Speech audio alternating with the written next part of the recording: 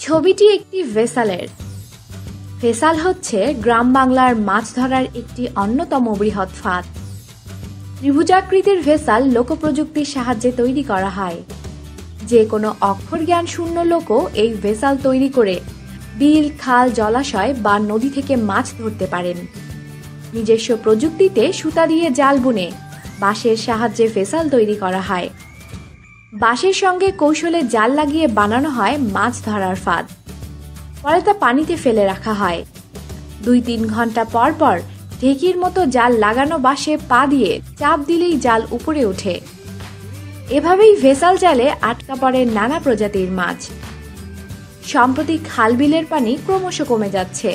নানান যন্ত্র দিয়ে মাছ ধরার হিড়িকও পড়ে গেছে। এমন নিবিড় জীবনের দ্বীপ ক্রমশ আসিতেছে রিভিয়া। কত সুন্দরই না সব দৃশ্য। আমাদের সাথেই থাকুন আর সাবস্ক্রাইব করুন।